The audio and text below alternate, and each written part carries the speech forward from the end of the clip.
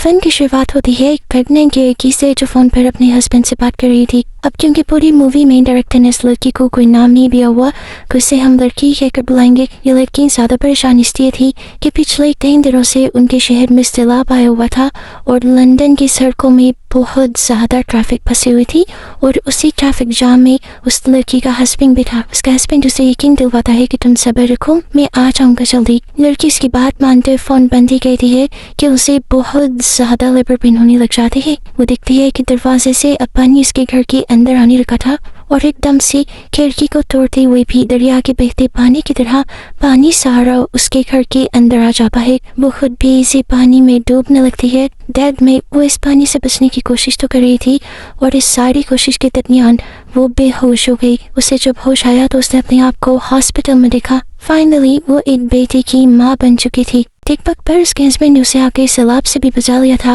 और उसे हॉस्पिटल भी ले आया था। अभी ये लोग अपने बेटी को देखकर खुशी हो रहे थे कि तभी डॉक्टर्स ने उन्हें पास आकर बताया कि उन्हें जल्द ही अपने बेटी का नाम रखते हुए उसका बर्थ सर्टिफिकेट बनाते हुए यहाँ से जाना होगा, क्योंकि सैलाब की वजह से यहाँ पर पेशेंट्स बहुत ज्यादा है और बेड्स बहुत कम। वो लड़की घर जाना चाहती थी पर उसका हस्बैंड उसे बताता है कि उनका घर पूरी तरह सैलाब में डूब चुका है और अब इन्हें अपने गाँव जाना होगा। गांव के रास्ते में लोग देखते हैं कि गाड़ियों की लंबी लंबी लाइनें थी। हर कोई सेफ जगह की तरफ जाना चाह रहा था, इसीलिए सिक्योरिटी पुलिस भी यहाँ पे बहुत ज्यादा थी। वो गांव की तरफ सिर्फ गांव में रहने वाले लोगों को ही जाने दे रहे थे। इस लड़की का हस्बैंड मिन्नतें करता है कि हमें जाने दी, मैं गांव में ही पला बड़ा हूँ और मेरे मॉम डैड भी वही रहते हैं। रेड ऑफिसर्स उसकी बात नहीं मानते। जब वो बताता है कि मेरे पास एक छोटा सा बच्चा है जो अभी पैदा हुआ है तो ऑफिसर्स उसकी बात मानते हुए उसे आगे भेज देते हैं। फाइनली ये लोग अब अपने गाँव आ गए थे। लड़की की मॉम और डैड इन दोनों को बहुत अच्छे से वेलकम करते हैं और बच्चे को देखकर बहुत ज्यादा खुश होते हैं।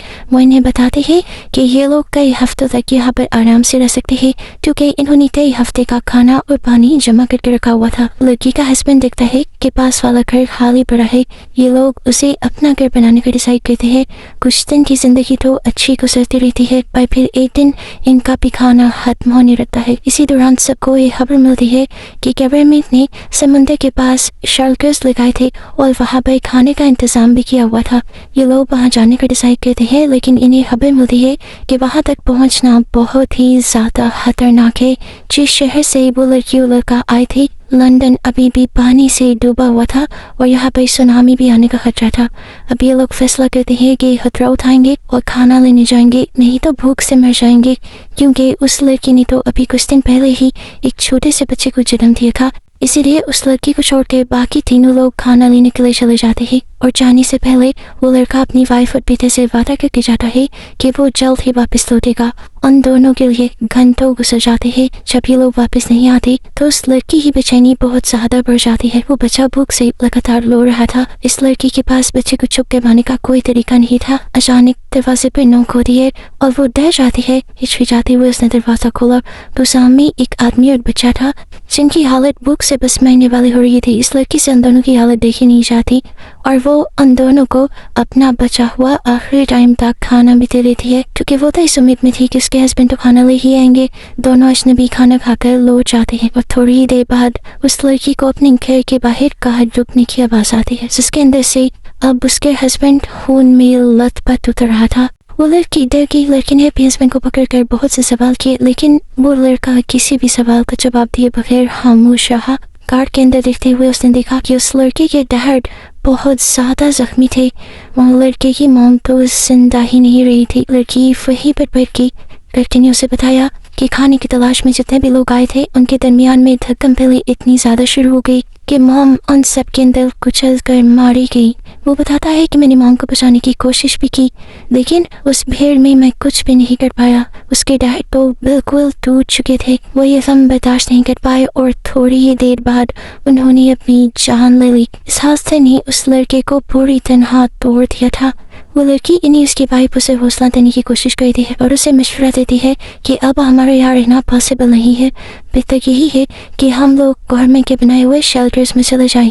वो लड़का इमोशनली इतना कमजोर था कि फैसला नहीं कर पा रहा था। वो अपनी वाइफ से कहता है तुम अपने बेटे को लेकर चले जाओ, मैं अपनी मॉम डैड का घर छोड़कर नहीं आऊँगा। लेकिन वो लड़की भी अपने हस्बैंड को छोड़कर जाने के लिए तैयार नहीं थी। पुजैन और ये लोग इसी घर में गुजारते हैं जब तक इस लड़की का लाया हुआ आखिरी खाना भी खत्म नहीं हो जाता। आखिर ये लोग शेल्टर होम्स तक जाते हैं, लेकिन वहाँ पर भी लड़कों का जाना अलाउड नहीं था। उस लड़की और उसके बेटे को तो रख लिया गया, लेकिन उस लड़की को बाहर निकाल दिया गया। लड़की ने अब भी अपने हस्बैंड के बगैर रहने से इनकार किया और इन दोनों ने फैसला किया कि ये लोग मिलकर अपनी कार में रहेंगे और खाना ये लोग शेल्टर से ही लेंगे। और एक रात ही कार में गुजारने के बाद इन्हें होश ठिकाने आ गई। कार में बहुत ज़्यादा सर्दी थी और कार में रहना मुमकिन ही नहीं था। अब अगले दिन जब ये लोग खाने की लाइनों में लगने लगे तो खाने की लाइनें इतनी लंबी थी कि उस लड़के को तो खाना मिल ही नहीं पाया। उसकी वाइफ ने बहुत मुश्किल से लाइन्स में लगकर उसके लिए खाना ढूंढा।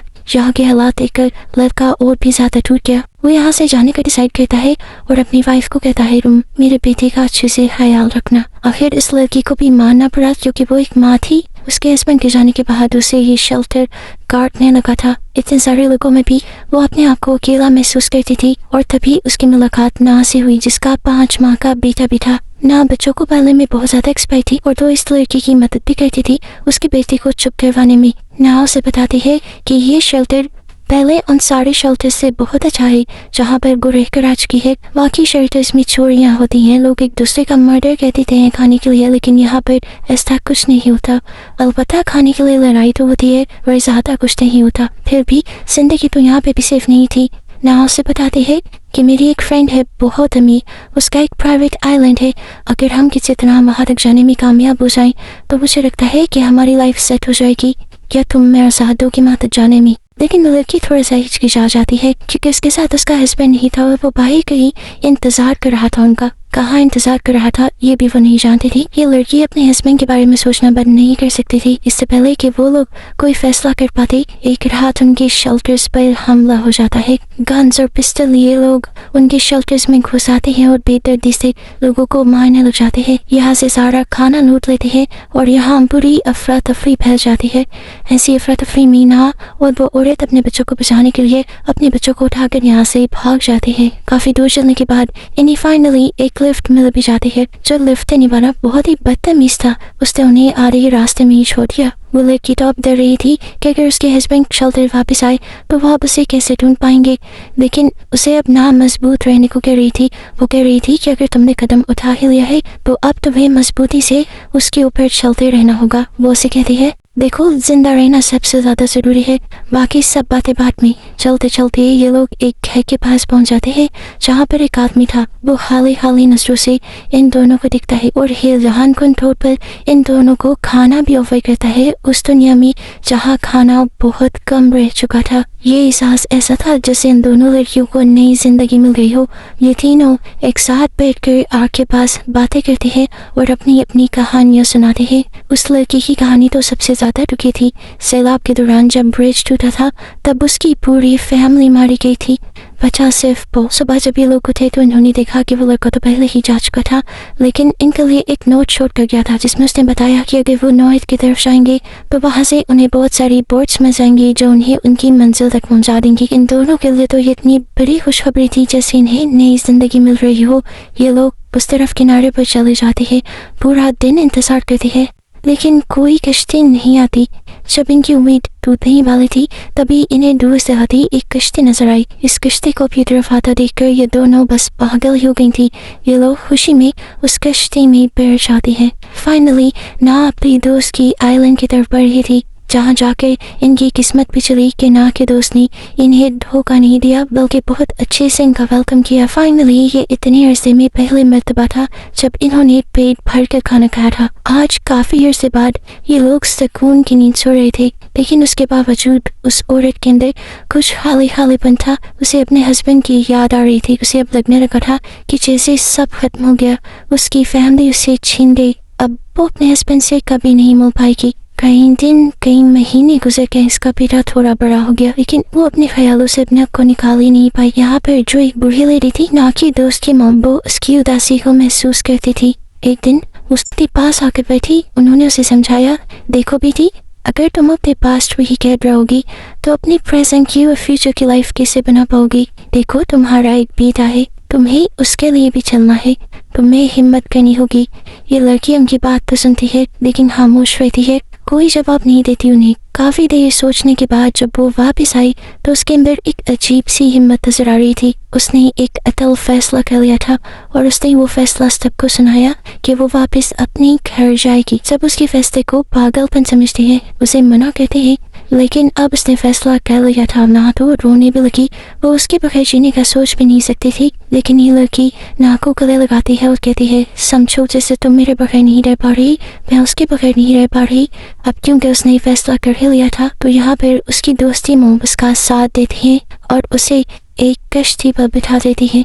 ये सफर उतना आसान नहीं था जितना लग रहा था। पहले उसने कश्ती से एक लंबा सफर किया और उस कश्ती ने उसे जंगल में छोड़ दिया। ये जंगल उसे अकेले ही पार करना था एक छोटे बच्चे के साथ।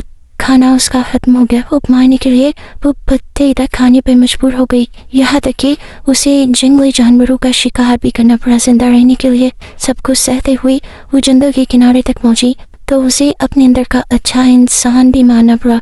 वो यहाँ पर एक कपल की कार चुरा के भागे और फाइनली पहुंच गई लंदन, उसका शहर, उसका घर जो अब पूरी तरह बर्बाद हो चुका था, लाइफलेस हो चुका था। हर जगह यहाँ पर पानी ही पानी था। वो अपने घर आ गई, घर पूरी तरह बर्बाद हो चुका था, लेकिन अब उसने यही से एक नई जिंदगी शुरू करने का फैसला कर लिया था, क्योंकि उसे उम्मीद थी कि उसका हस्बैंड एक दिन उसे ढूंढते हुए यहाँ जरूर आएगा। कुछ ही देर में उसे यहाँ पर हिल में जुड़ने की आवाज आती है। वो देखती है कि उसकी किस्मत ने उसकी मेहनत ने उसका साथ दे दिया था। उसका हस्बैंड भी उसे ढूंढते हुए यहाँ पर आ चुका था। ये दोनों फाइनली मिल चुके थे उसी जगह पर। ये इस लड़की की हिम्मत ही थी कि वो दोनों दोबारा मिल गए थे, नहीं तो अगर वो हिम्मत न करती तो शायद ये लोग कभी ना मिल पाते। अब ये लोग यहाँ से नई जिंदगी स्टार्ट करने वाले थे जहाँ पर लोगों की जिंदगियाँ खत्म हो गई थी। और बस इन दोनों को ही एक साथ दिखाते हुए ये मूवी यहाँ खत्म हो जाती है।